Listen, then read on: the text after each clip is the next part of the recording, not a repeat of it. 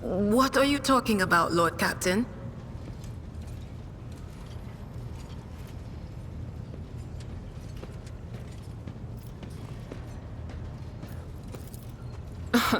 Look, Lady Theodora couldn't care less if some eggheads measured my brains or not. It's not about the seal on your forehead, get it?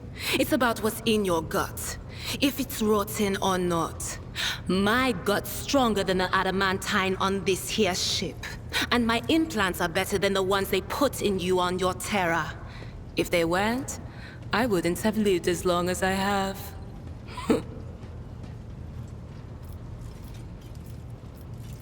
Lyra, an outlying world in the Heathen Stars region. In the Coronus expanse, the deeper you go, the less visible the Astronomicon gets, and the less people know about the Imperium. The arrival of a rogue trader is the best thing that can happen to a world like that. The very best.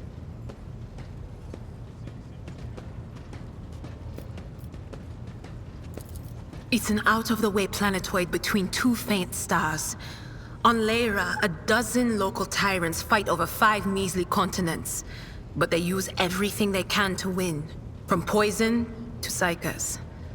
I haven't been there in many years, but there's nothing for me to miss. Trust me. But here on the ship is a different story altogether. I saw more wonders in my first year serving Lady von Valancius than I'd seen in my whole life on Lyra. Like my first journey through the warp, I was in bed for 3 days. I felt like supernovas were exploding in my head. I only found out later that I'd gotten off easy. Just through the bulkhead, in the bay next to mine, a whole team turned into...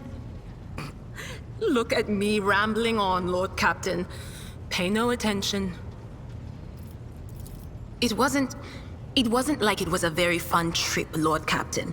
But look, if you want to be entertained, I'm the woman for the job. I'll entertain you with one of the stories from my collection, no problem.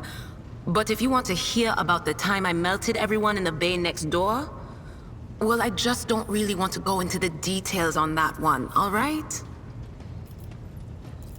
Oh, I embroidered wall hangings in honor of our national heroes. I did the same thing I do here, Lord Captain. Divining.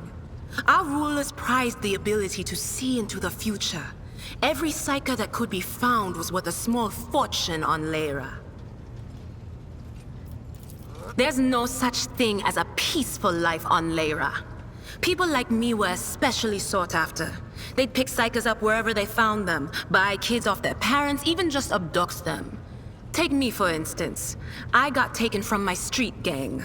The older kids sold me when they noticed there was something off about me. The ruling dynasties had schools where they trained us and beat us black and blue. And then they packed us off to serve. Some of us held on for a long time, but others didn't last. Not everyone's as smart and talented as me, you know. Some people crossed the line and were out of commission before their time.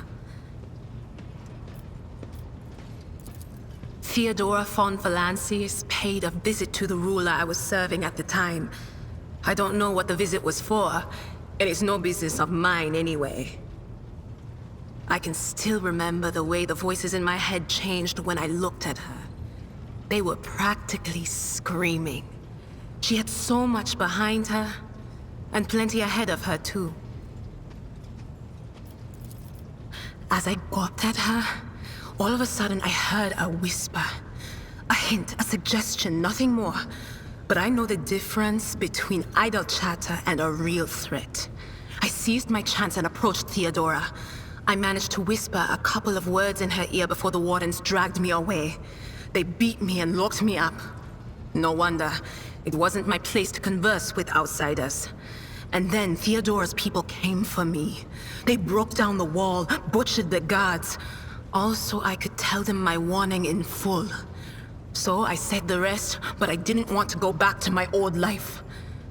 And so I entered the service of the von Valancius dynasty.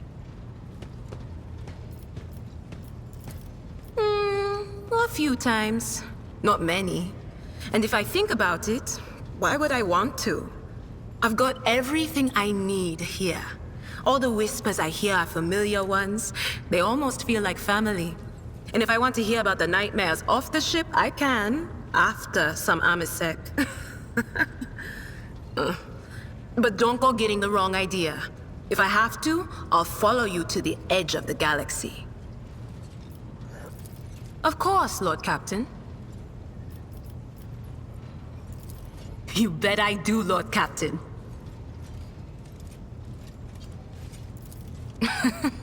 Okay, so we went to Footfall once.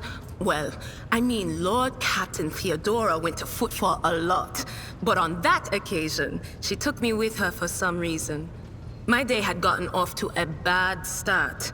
My head had been yammering since I woke up, but there was nothing else for it. I had to go. We arrive at the place, and what a place! All the gentlemen and ladies dressed to kill, showing off their encrusted implants, all clustered around little tables. Well, turned out it was a gaming den.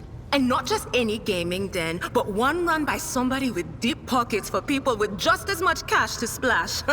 You should have seen it. People gambling away planets in a game of regicide. Anyway, so the Lord Captain wanted me to help her beat some guy. So I tell her, the chips won't land in your favor. You'll get a bad hand. Don't sit down at that table, your ladyship. But did she listen? Of course she didn't. If there's one thing she never lacked, it's stubbornness.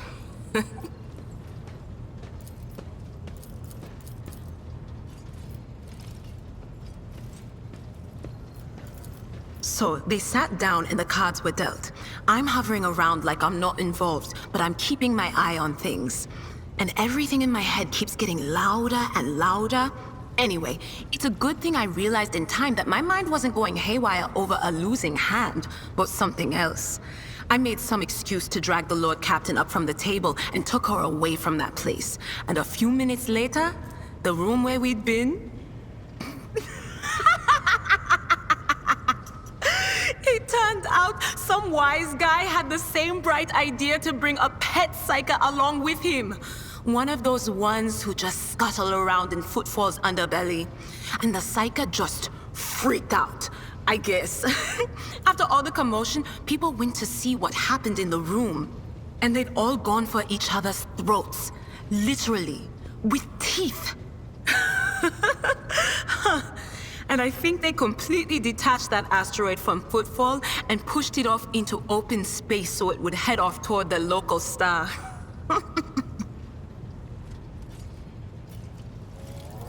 You could ask yourself that question, eh, Lord Captain? Every psyker feels their connection with the warp in their own way. One person might see spots and shadows out of the corner of their eye. Another feels fingers running down their spine. As for me, I've got a door in my head. One that's open just a crack. There's no way to close it, no matter how hard I try. I've just had to get used to the whispers from the other side. When I need to use it for work, I listen in more closely. But I usually just try not to notice it. Training, habit, and a little amasec and a couple other things you can get on the lower decks. If you put all those together, it makes things bearable. Sometimes I even wonder if I'm imagining half the voices I hear. You know, when life on board gets a little boring. Better than listening to the living, anyhow.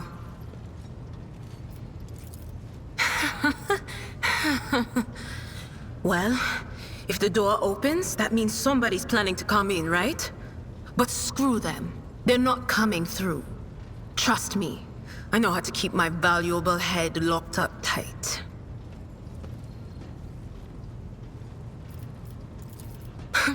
Only losers who are afraid of their own gift lose control. Or idiots who never figure out what they are before it's too late. Or little kids who want to play around with their shiny new toy. If you don't know the limits of your abilities, or you're always bouncing around in your own head, that's a recipe for disaster. All right, that's what I'm here for after all. So, I'm just going to lean on that door in my head a little more, prick up my ears, and listen to what the warp's got to say about you. If you'll allow it, I can listen right now. All right, let's hear what they're whispering about you,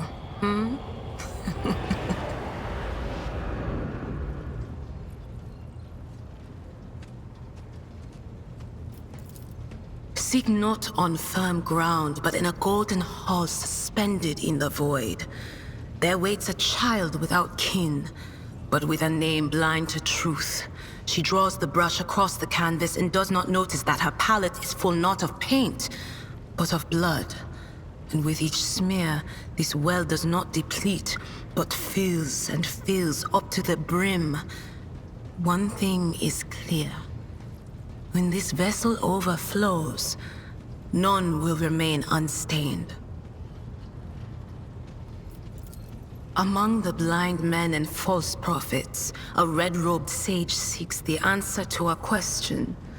He does not know that it is not the answer he must seek, but the question that will draw everything into focus. Will you help him, rogue trader? But mark that sometimes ignorance is sweeter than oblivion. A chained hound chases after glimmers of the aurora, but sparks in the scent of oil confound his nose. A chain trails after him. What will happen if you pick it up? Will you become his master, or merely another beast in the pack of his true lord? The glow of dawn bursts forth from its prison. Dungeon walls cannot contain the dark essence wallowing in the dust. A naive cub pushes his nose into a familiar hand, one that holds death in twisted glass. Cherish it or cast it off as a burden. The sword of change has already been raised. What is one more life to it? I'm sorry, Lord Captain. The voices are going wild. I can't make out a thing. I'll try to rein them in, somehow. But for now... All right, let's hear what they're whispering about you,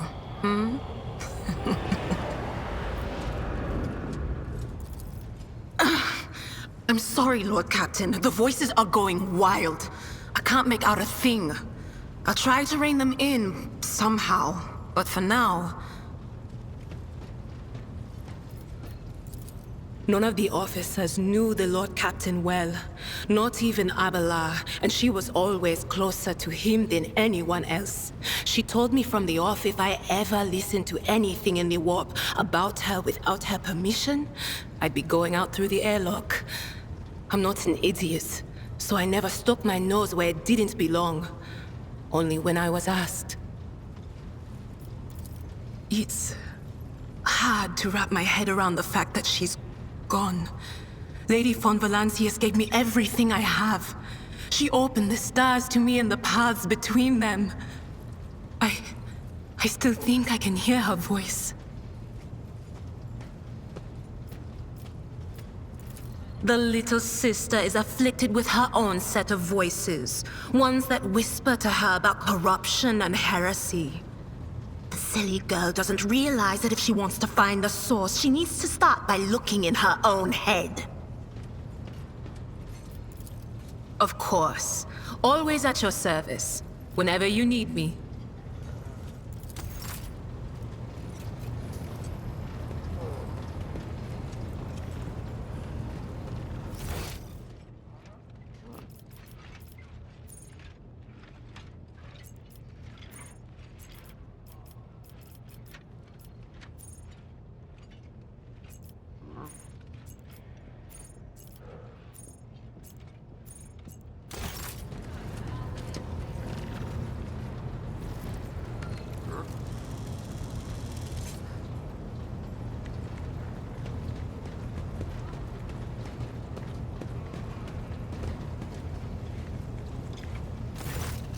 rogue trader.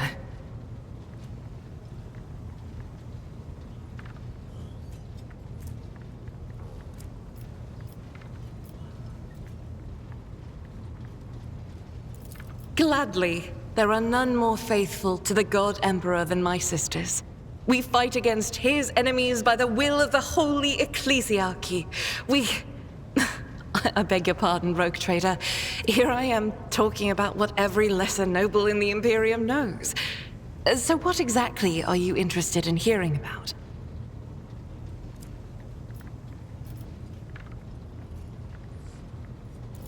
It is. The Sisters of Battle are a fire lit by the God Emperor. They are the echo of his voice that travels through the dark expanses of the universe. We bring his wrath to heretics, mutants, and other enemies of humanity. We protect the faithful from the unholy and unhallowed. Sometimes with words, more often than not with a bolter. Even the novices of the Adeptus Sororitas are drawn from among the most worthy. Those who have taken the vows and become a full-fledged sister are the best of the best, tested by trials of body and spirit. Yes, there have been cases when a sister stumbled or showed weakness, but do not expect to hear a story of depravity or downfall from me. Each such occurrence is a great tragedy for us all. Light cannot bear the smallest speck of darkness within. And thus those who have trespassed or shown weakness of spirit are given a chance at redemption. They are called Sisters Repentia, and may the enemy tremble before her, for nothing can stop a sister of battle who yearns to be cleansed of faults and weakness. Wearing nothing but robes, no armor, eviscerator in hand, those sisters who have once faltered find repentance on the battlefield. Their lives are seldom long, but a death in the name of purgation is a better fate than to live with a shadow in one's soul. Once I had completed my novitiate, I was sent to the Calixian branch of the Order of Our Martyred Lady, assigned to the Order's Pronatus. The Order's mission is vital and noble. The Sisters Pronatus protect great relics of the Imperium. We guard them, preserve them, escort them when they are brought onto the battlefield or presented for pilgrims to venerate. And we seek out the relics that have been lost. Neither a coven of heretics nor the most wicked death world can deter Sisters Pronatus when their goal is to return a piece of the great legacy of the Imperium into the hands of the faithful.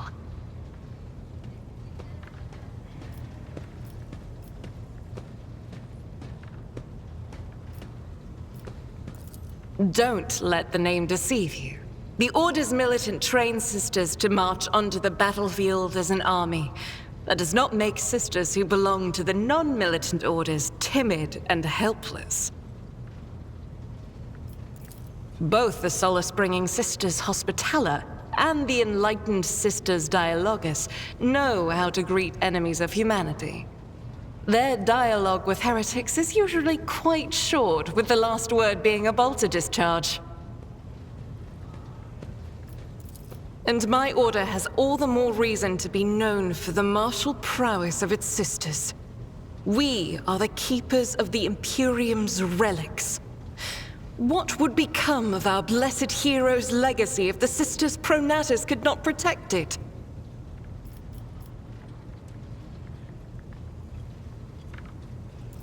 The Order sent me to Footfall. My undertaking was to assist the local priesthood of Drusians in caring for a sacred reliquary that had been there since the time of Parsimus Duane, the station's founder.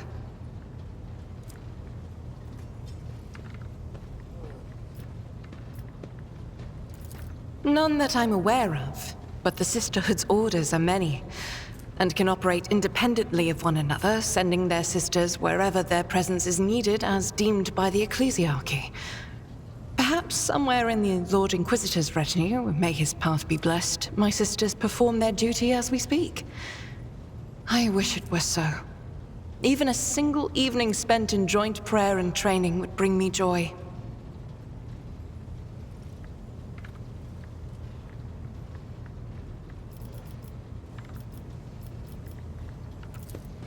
Should any more arise, keeping them to yourself would be imprudent. It is a virtue to take an interest in holiness. About me? I am the Emperor's daughter and his servant. What else is there to tell about me? I first came here when I found myself in need of passage from Footfall to a remote planet. But I imagine what interests you is not that first journey, but rather what brought me aboard prior to the cultist attack. That story is complicated. It just so happened that I made a mistake. In a moment of laxity, I was ambushed by the accursed followers of the archenemy. I was badly wounded. Lady Theodora came to my aid and brought me aboard her ship, where crew attended to me in my weakened state. It all happened not too long ago. I had barely recovered from my wounds when the cultists struck. Truly, the servants of evil know no rest. There is no place where we can be safe from their machinations. Sadly, they did not. Lady Theodora was in a hurry and chose not to stay on the planet. Her people took me to a ship while I was unconscious, and when I came to my senses, we were already flying away. How I pray to come face to face with those heretics once more, and it's bound to happen someday.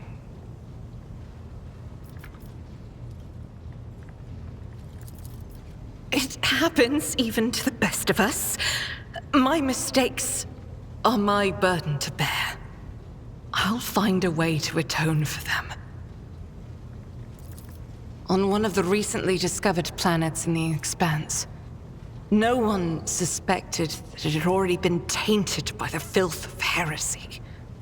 Had I known it beforehand, of course I would have been on my guard.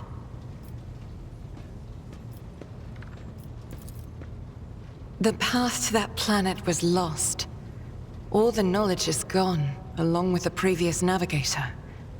It would take immense effort and resources to rediscover the route. The heir to the von Valanci's protectorate must have plenty of other issues to deal with right now. Perhaps later, when the skies above our heads have cleared.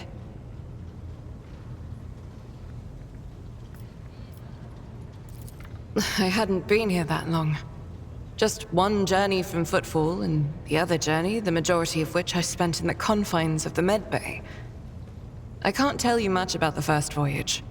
I was more focused on prayers and ruminations than on the people around me, or the journey itself. During the last journey, Seneschal Viserion stood out for me. He came by several times to ask about my health. He's an honorable man and a loyal servant of the Imperium. I think he is as meticulous in his inspections of the logistic systems as he is in his inquiries about the health of the occasional sister of battle aboard the ship.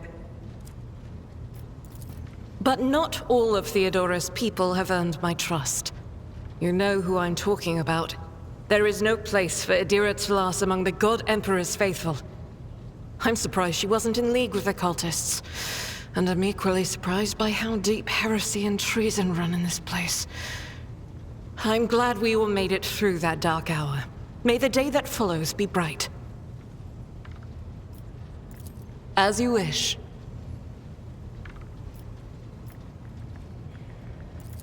The ship was targeted by heretics, which means that my presence here and the assistance I provide to you are my sacred duty.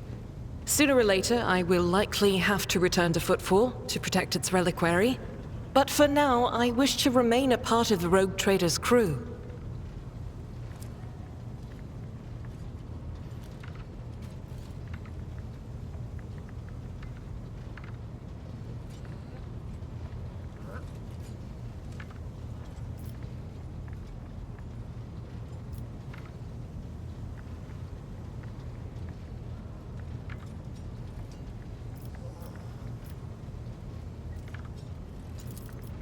So they shall.